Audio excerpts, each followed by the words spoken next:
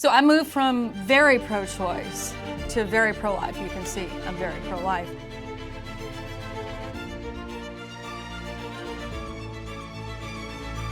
You know, it seemed accidental. It seemed like I fell into it. I don't really think so. I grew up very pro-choice, mainly because nobody really wanted to think about it or talk about it, and that was just kind of my default. If I thought, okay, if I'm going to be a strong, ambitious woman, well, that kind of makes sense. You got to be with those smart people. I have to admit that it wasn't very well reasoned. It had more to do with just raw wanting to do well in the world. Didn't want any obstacles. Didn't want anybody to get in my way.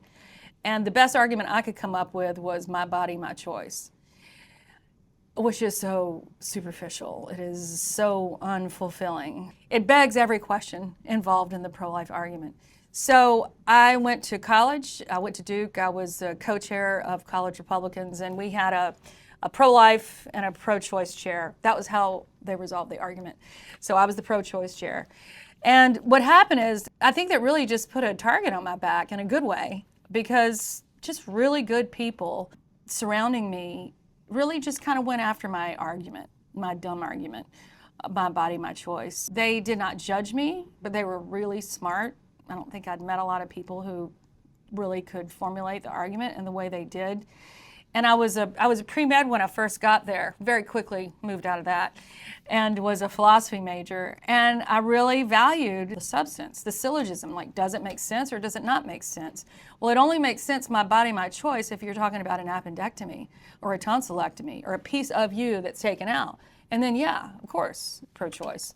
No, if it's a separate, unique individual that has purpose and is designs that make it different from every other creation on the planet. Of course, I never wanted to think about that because I knew I would get an abortion if I needed one. I had a really hard time just answering the question, what is happening in an abortion? What is that thing that's happening?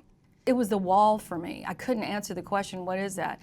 And that actually is where many people's opinion unwinds. Sometimes they're change their mind because of dire straits, very great difficulty. For me, it was, yeah, I would have gotten an abortion in a minute. And then all of a sudden I started thinking, wow, I didn't think that through. How is that entity, that thing, different? We all were there at one point. And we were all blessed. Everybody here on the outside was blessed by people surrounding us that would nurture, love, raise us. Or even if we weren't, even if we were adopted, even if we had a tough life, we had a life. And so I really felt that that was the new way to start advocating for the outlier. You want to advocate for the guy living under the bridge, the woman who is destitute. You want to advocate, if you're Mother Teresa, for the sick in the slums and see how precious that person is. So then I went to DC and I started working at the Heritage Foundation as an intern. I'm like, okay, these people have helped change my opinion. I'm going to try to right the wrong. I'm going to start the Duke Students for Life thing. It was a total failure. I needed a team like I have now. And then I got that out of my system. Okay, I won't advocate anymore in that way. When I say was pursued, I mean I felt pursued by the profundity of the issue and frankly by the Holy Spirit itself. I was asked to be the staffer for a pro-life Democrat because at that point there were a lot of pro-life Democrats and pro-life Republicans that were necessary to bring together for every vote. That was the winning coalition for any pro-life vote for the Hyde Amendment and for anything else in the House of Representatives. And so I went from being like, I will never work for a Democrat to, yes, I'll work for a Democrat because I work for him on this. This matters. This is, in fact, such a great fit for the old-style Democrat who really believed in helping the marginalized, those in the shadows, those that can't help themselves. So it was a really profound moment.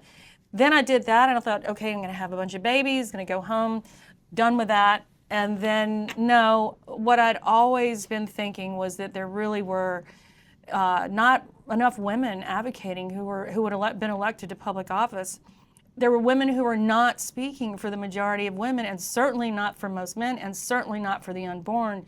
So we started SBA Pro-Life America as just an entity that would elect pro-life women to public office. And with God's grace, we did. And we have so many of them there today at all levels of government. It's a beautiful thing. We also saw that there was a need for a great strategy across the board, across the nation. And that was when we, with an emphasis on electing women, we decided we've got to elect so that we can change the Senate, so that we can change the Supreme Court, so that maybe the great perfect case will come, so that maybe one day Roe v. Wade would be overturned. Again, with God's grace, all those things did happen. What did it do for me as a person? I think it's for every person in the pro-life movement who went from pro-choice to pro-life, other beautiful things followed.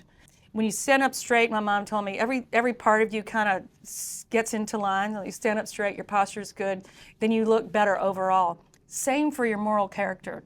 If you're standing up straight, things just flow from there. Things go better. We all have difficulties in life. We all have challenges. But the beautiful thing is that anybody that has gone from pro-choice to pro-life has seen miracles in their lives, and I am definitely one of them. The Roe v. Wade overturn, we can certainly count that one, but also all the other things that come along with it. There's no way I would have ever met the best people in the world, all over the world, and in the United States, had it not been for the pro-life movement. I'm so grateful.